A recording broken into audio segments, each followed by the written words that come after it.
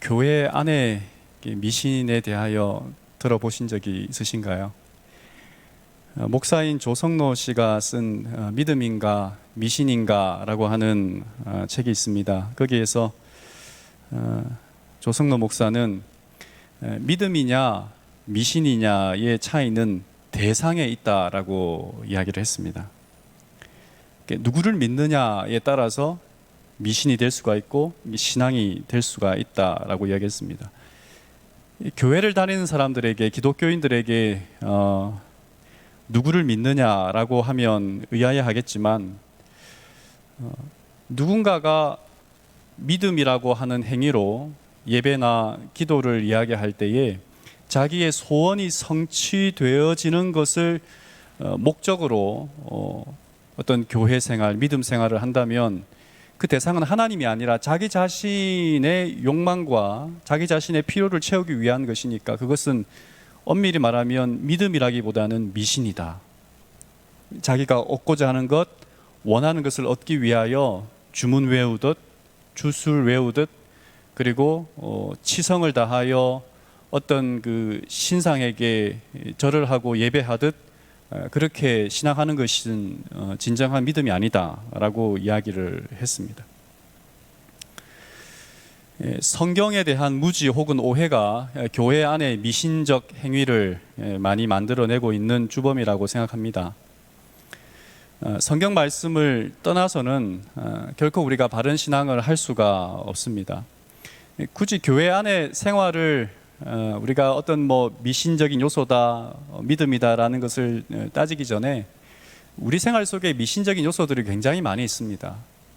예를 들어 저희 아이가 중간고사 시험을 볼 때 그때의 생일날이 딱 걸렸어요. 근데 생일날이 걸렸는데 아침에 한국 사람들 어느 집에 가든지 부모님이 하듯이 미역국을 끓였습니다.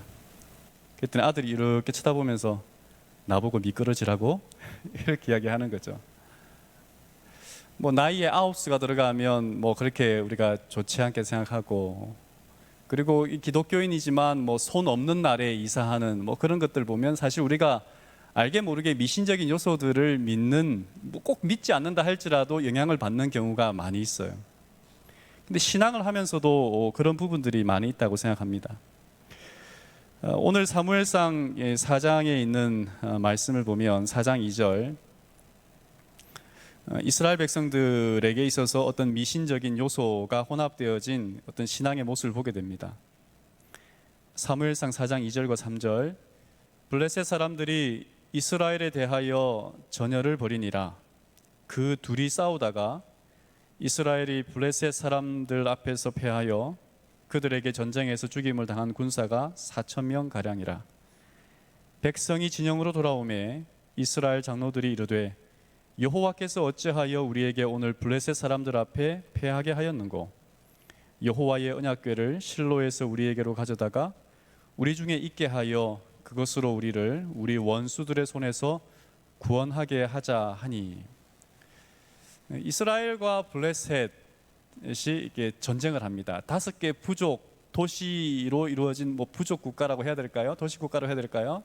철기 문화가 발달되어진 이 블레셋과 전쟁을 합니다. 그런데 그 전쟁에서 패해요. 이스라엘이 집니다. 졌어요. 그랬을 때에 이스라엘 사람들은 우왕좌왕하면서 당황해요. 그러면서 다시 전쟁을 하기 위하여 그들이 내어놓은 어떤 최선의 어떤 그 계략이라고 할까요? 전략이라고 할까요? 그것은 언약궤를 가져오는 일이었습니다. 언약궤.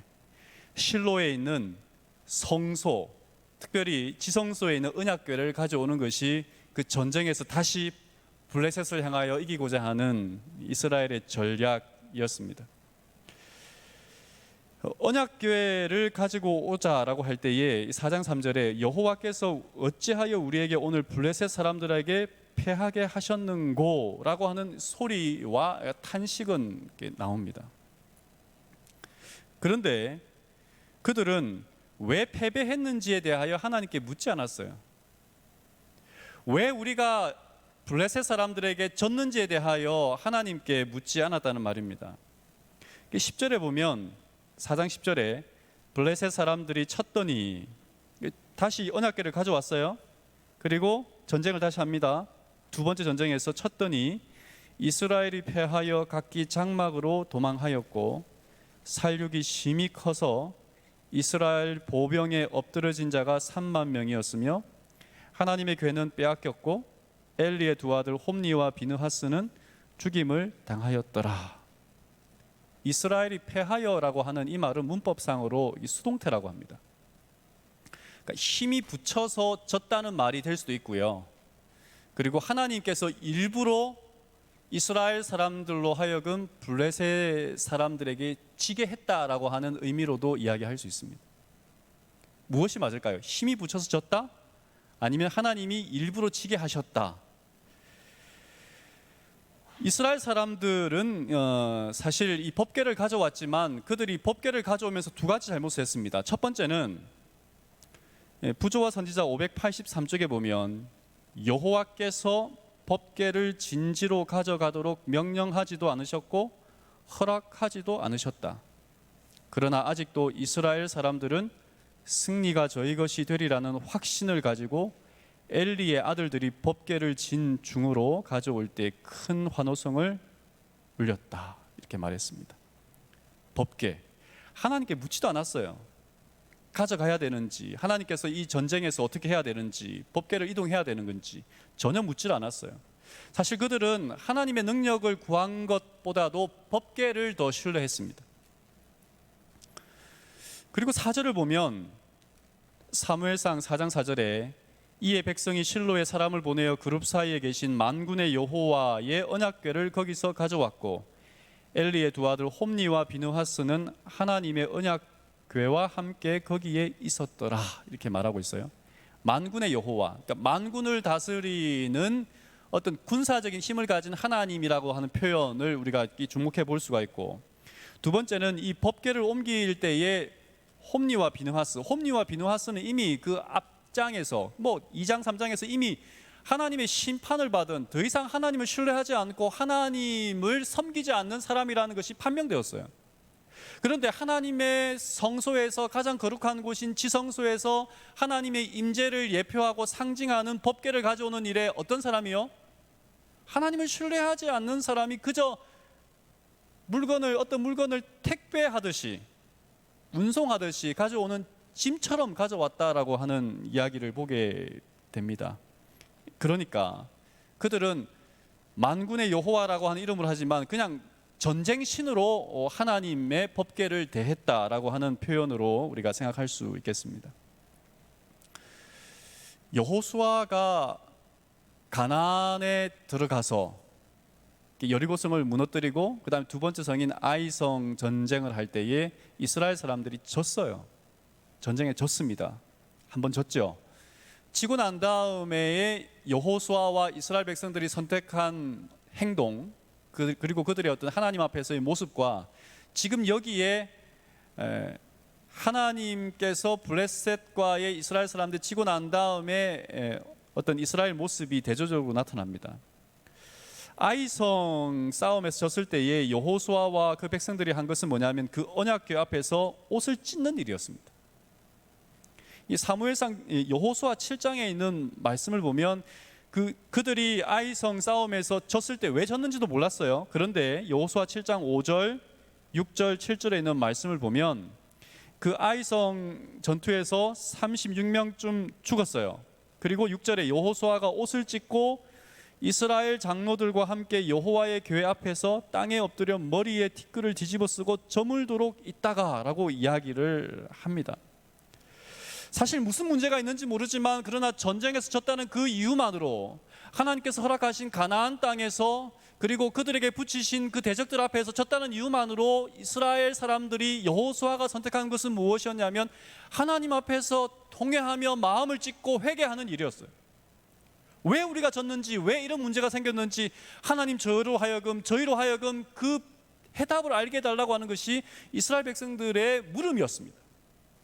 그런데 이 블레셋과의 전투에 있어서 이스라엘 백성들은 통회하지도 마음을 찢지도 않고 소리 지르면서 그냥 왜 패하게 하셨지? 그러면서 그들이 말하기를 법궤를 가져오라, 언약궤를 가져오라 라고 하는 것이 그들의 해결 방안이었습니다. 오늘 우리가 읽었던 사무엘상 4장 2절과 4절에 있는 이야기는 굳이 읽지 않아도 대조되는 모습을 보게 됩니다. 무엇이 달랐는가? 사무엘서의 이스라엘 사람들은 회개가 없었습니다. 하나님의 뜻이 어디에 있는지, 하나님께서 바라시고 원하는 것이 무엇인지 심각하게 고민하지 않고 그저 미신처럼 언약궤만 찾는 것이었어요. 언약궤만. 교회만 가면 된다. 기도만 하면 된다. 헌금만 하면 된다. 그들은 언약궤를 가지고 오면 이길 수 있다고 생각했습니다. 내가 이런 예배 행위와 믿음 행위와 그리고 선교 행위를 통해서 나는 그냥 무조건 하나님께서 잘되게 하실 것이다 라고 하는 그런 어떤 미신적인 행위 말입니다. 이스라엘이 전쟁에서 패한 이유는 하나님을 떠났기 때문이에요. 하나님을 떠났기 때문에 그들이 진 거야. 아무리 언약궤를 가져와도 하나님이 없는 언약궤는 아무런 의미가 없어요. 도덕적으로 영적으로 타락한 그들이 진정해야 할 일들은 그들의 죄를 고백하고 그들에게 하나님이 없음을 고백하고 다시 하나님께서 그들에게 명하신 그 길로 돌아가는 그들이 해야 하는 일들이었습니다. 부조와 선지자 584쪽에는 이스라엘 사람들은 그들의 신앙이 다만 명목상의 신앙에 불과했고 하나님께서 드리실 만한 신앙의 능력을 잃어버렸다는 사실을 깨닫지 못하였다. 법궤 속에 간직한 율법도 역시 하나님의 임재의 상징이었다. 그 다음 글을 보면 그들이 법궤를 하나님과 관련시키지도 않고 당신의 율법을 순종함으로 당신께서 나타내신 뜻을 존중하지도 않으면서 다만 그것을 바라보고만 있을 때에는 그 법궤가 그들에게 보통 궤짝보다 더 유용한 것은 아무것도 없었다. 하나님이 없는, 하나님을 믿는 믿음이 없는, 고백이 없는, 살아있는 하나님을 붙잡는 신앙이 없는 언약궤는 뭐와 같다고요? 그냥 궤짝이라고요. 우리가 드리는 이 예배, 우리가 하나님께 드리는 헌신, 우리가 이웃을 위한 친절, 이 모든 것들에 있어서 살아계신 하나님이 내 마음속에 있지 않는 행위와 친절과 헌신은 무엇과 같다고요? 미신과 같다고요. 투자헌금을 열심히 드리는 한 분이 계셨습니다. 그분은 자동차 보험을 드는데 돈이 없는 분도 아니었어요. 책임보험만 든대요. 종합보험을 안 들어요. 뭐 대인 대물에 대한 보험을 들지 않아요. 그리고 매번 안식일마다 뭐 하냐면 투자헌금을 드렸어요. 저는 그런 행위들이 뭐 그분에게는 믿음이라고 말할 수 있겠습니다만은 지켜줄 거야. 하나님이 지켜줄 것이기 때문에 나는 책임보험만 드려도 돼.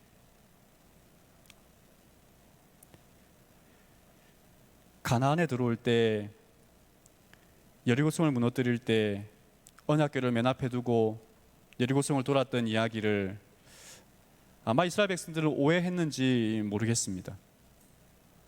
언약궤 때문에 여리고성이 무너진 것이 아니었어요. 언약궤 그 자체가 능력이 있는 것이 아니었습니다. 언약궤를 짊어지고 하나님과 함께 걸음을 걷는 하나님이 살아계시고 언약궤 속에 그들과 함께 하셨던 모세의 지팡이와 만나와 법궤, 하나님과의 생생한 경험과 만남과 율법의 순종이 있는 그것이 그들로 하여금 능력이 있게 하는 것이지, 아무런 순종과 하나님과의 만남도 없고 개인적인 고백이 없는 그런 신앙들은 그냥 궤짝에 필요한 것들이었습니다. C.S. 루이스는 우리에게 필요한 것은 새로운 가르침을 받는 것이 아니라 이미 밝혀진 것들을 되새기는 것이다 라고 했어요. 우리에게 주어진 이야기는 하나님의 언약궤를 가지고 전쟁에서 실패한 그들의 모습을 통하여 실패했구나, 이게 아니에요. 왜 그들이 실패했느냐? 하나님이 패하게 하셨다는 거예요. 언약궤가 그들로 하여금 넘어지게 했다는 거예요. 당시 근동의 전쟁은 신과 신의 전쟁이었습니다. 모든 부족들이 자기들이 믿는 신이 있었어요. 블레셋도 그렇고 이스라엘은 그들의 신을 그냥 이렇게 여호와 하나님 그 법궤가 언약궤가 그들의 신이라고 생각했는지도 모르겠어요. 오해했는지도 모르겠습니다. 신과 신의 전쟁에 있어서 한 부족이 진다는 것은 그 부족이 믿고 있는 신이 졌다는 거예요. 이스라엘이 졌어요. 그러니까 그들이 포로로 잡아간 것은 뭐냐면 언약궤예요.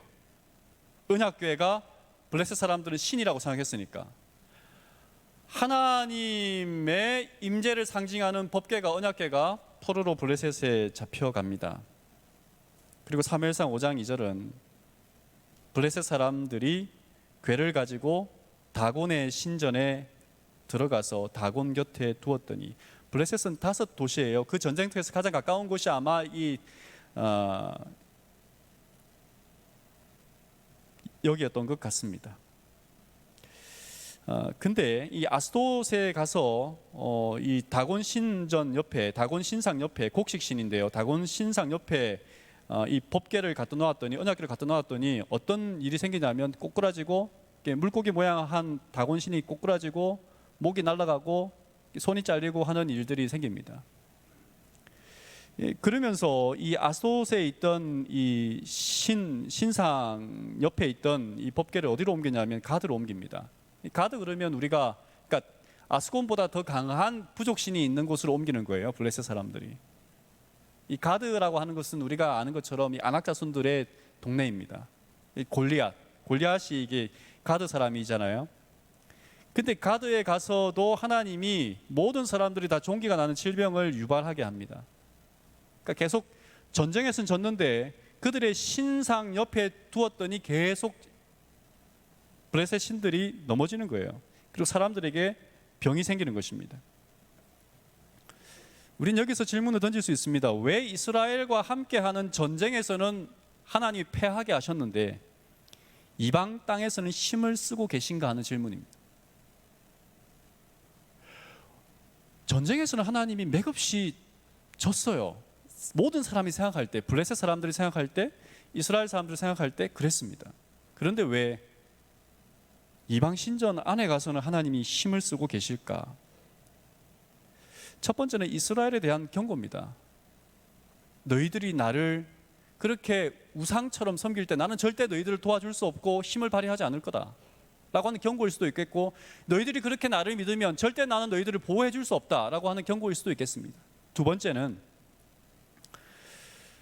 하나님께서 천하의 주인이라는 사실을 만방에 이방 땅에서 드러내기 위하여 이런 일들을 하고 계시는 것입니다. 하나님은 이스라엘 땅에서만 그 영향력을 미치는 것이 아니라 블레셋 땅에서도 이방 땅에서도 얼마든지 하나님은 능력 있고 힘을 발휘할 수 있는 이 우주의 주인이라는 사실을 알게 하는 것이었어요. 이스라엘 사람들에게 블레셋 사람들에게 미신적 행위에 대한 질책이기도 했고 하나님이 어떠한 존재인지를 알려주는 것이기도 했습니다. 그런 다음에 우리가 잘 아는 것처럼 이 재미있는 한 이야기가 나오는데 이 계속 자기의 신상들이 넘어지니까 이제 그들이 에그론에 옮기고 난 다음에 어떤 문제를 하냐면 언약궤를 돌려보내자라고 하는 제안을 블레셋 사람들이 하게 됩니다. 베세메스. 그런데 그들이 블레셋 사람들이 실험을 하기로 결심해요. 그 뭐냐면 아직 젖을 떼지 않은 아직 어린 소가 있는 어미소, 젖이 불어있는 어미소 2마리를 데려와서 새 수레에 법궤를 실어 보내는 거예요. 그러니까 어린 소가 있으니까 일반적으로 생각하면 절대로 이 어미소는 이 어린 소를 놔두고 순순히 법궤를 가지고 베세메스로 가지 않을 거예요. 그래서 블레셋 사람들은 실험을 한 겁니다. 이것은 우연이었을까요? 자기들의 신상이 넘어진 것, 하나님께서 이렇게 했다라고 하기보다는 우연히 그런 일이 일어났을 거야 라고 하는 실험을 해보기로 결심한 것이었습니다. 그들이 이미 무서운 형벌, 무서운 어떤 하나님의 능력을 보았음에도 불구하고 하나님의 권위에는 굴복하지 않아요. 그랬을 수도 있지만 하나님께서 그러시셨다는 것을 내가 어떻게 믿어? 라고 굴복하지 않는 죄인의 모습을 보고 하나님의 오래 참음을 볼 수가 있습니다. 근데 이스라엘 백성들은 무엇하고 있었죠? 블레셋 사람들은 법궤를 빼앗아 왔다가 다곤 신전 옆에 가드의 에그론에 놔뒀다가 다시 돌려보내려고 하는데 이스라엘 사람들은 전혀 그 법궤를 찾아오기 위하여 어떠한 행위도 하지 않는 모습을 보게 됩니다. 이스라엘의 치명적인 문제는 통회하고 회개하는 삶이 없었다는 거예요. 하나님께서 그들을 인도하시고 하나님께서 부르시고 하나님께서 회개하고자 하는 사인에 대하여 전혀 반응하지 못하고 있다는 것입니다. 그저 종교적인 행위로 우리는 예배 받다, 우리는 할 만큼 했다, 이만하면 됐지라고 하는 자기 합리화로 그들의 신앙을 살아가는 모습을 보게 됩니다. 문제가 발생했을 때에 왜 이런 문제가 발생했을까 하고 내 안에서, 내 내면에서 내가 다시 한번 나를 돌아보고 하나님께 묻고 회개하고 자복하고 통회하는 마음이 있어야 하는데 자꾸 다른 곳에서 문제를 찾고 그냥 자기 합리화를 하는 모습을 보게 됩니다. 예배 드렸으면 됐지, 기도했으면 됐지, 내가 선교했으면 됐지. 그런데 내 안에 하나님이 없이 선교하고 내 안에 하나님을 모시는 목적이 아닌 기도와 내 안에 하나님이 함께함을 경험하고 나누기 위하여 선교하지 않는 것이라면 그냥 미신적인, 이거 해야 내가 복을 받을 것 같고, 이거 해야 내가 뭔가 문제가 안 생길 것 같고, 이거 해야 내 자식들이 잘 될 것 같고, 이거 해야 뭐야 찜찜한데 뭐가 해야 되지 않을까라고 하는 그런 모든 행위들은 미신적 생각에서 비롯된 신앙의 모습이 아닐까 하는 생각을 해보게 된 것이죠. 하나님, 제가 헌금할 테니, 하나님, 제가 예배에 참석할 테니, 하나님, 제가 선교할 테니 저를 지켜주십시오 라고 하는 부르짖음은 언약궤를 가지고 전쟁에 나가는 사람들과 무엇이 다르겠느냐라고 하는 질문으로 다시 저에게 다가옵니다. 하나님, 어떻게 하면 좋겠습니까? 제가 회복하기 위하여 이 문제를 당하고 있는 제가 어떻게 해야 되겠습니까? 제가 무슨 잘못을 했습니까? 제가 어디를 가야 합니까? 무엇을 들어야 합니까? 라는 질문 없이 자꾸 우리는 뭔가 나의 정성이 뭐가 부족했을까? 내가 기도를 좀 덜 했나? 뭐 자꾸 이런 것에 대하여 우리가 관심을 가지고 있다는 것입니다. 우리가 잘못하고 있는 것을 끊지 않고 자꾸 하나님에게 뇌물을 바칩니다. 이거 드릴 테니 하나님 봐주세요. 이거 하나님께 순종할 때 이거 할 테니 하나님 저를 좀 봐주세요 라고 하는 뇌물을 자꾸 드리는 것이죠. 우리가 돌아와야 할 것은 순수한 믿음임에도 불구하고 자꾸 우리는 종교성을 강조하며 미신적인 요소로 하나님을 얼레고 달래는 것입니다. 오늘 설교 제목은 사실은 내 안에 하나님이 없다라고 하는 것인데,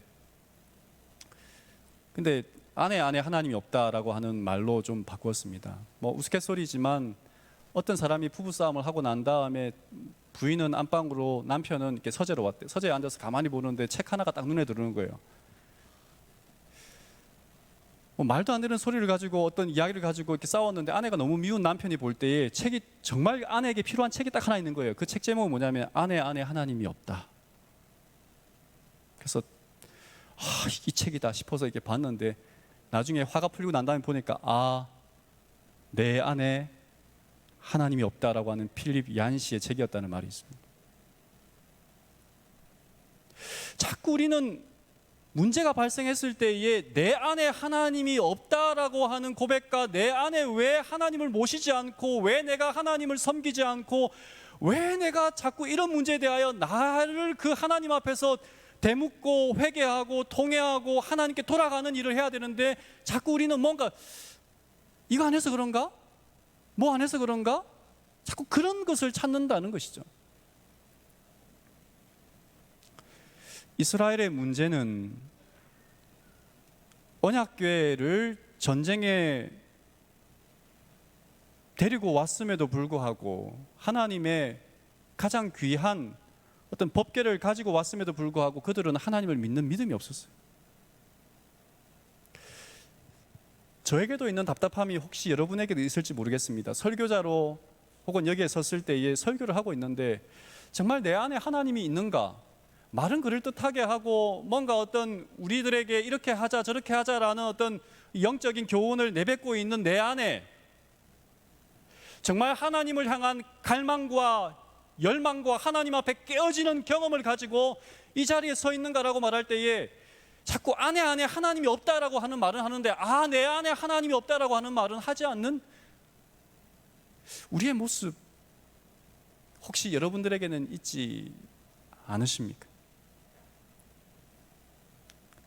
우리가 회복해야 할 것은 우리가 얼만큼 기도해야지, 얼만큼 선교해야지, 화금토 있게 예배를 어떻게 드려야지라고 하는 것보다 더 중요한 것은 정말 그 예배 안에, 그 기도 안에, 그 봉사 안에 하나님에 대한 감사와 하나님에 대한 고백과 하나님이 살아계셔서 오늘도 나를 이끌고 계심으로 내가 어떻게 깨어지고 내가 어떻게 살아가고 내가 어떻게 하나님과 함께 동행하는지에 대한 진실한 질문이 있지 않을 때에 그저 그렇게 신앙하고 그저 그렇게 하나님을 이용하고 그저 그렇게 나의 어떤 유익한 점을 위하여 이끌어갈 수 있는 미신적인 요소로 신앙할 수 있는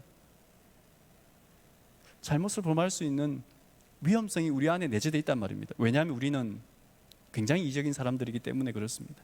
그래서 부디 오늘 다시 한번 이 기도 시간을 통하여 우리 안에 하나님께서 임재해 주시고 어떤 문제를 위하여 기도하거나 우리가 생각할 때에 정말 하나님이 계시기를, 그리고 그 사람 안에 하나님이 계시기를, 그리고 우리 교회 안에 하나님이 계시기를, 이 민족의 발전을 위하여 하나님께서 이 나라에 함께 계시기를 생각하며 기도하고 실천하고 또 전도하고 생활하는 우리 모두가 되었으면 좋겠습니다.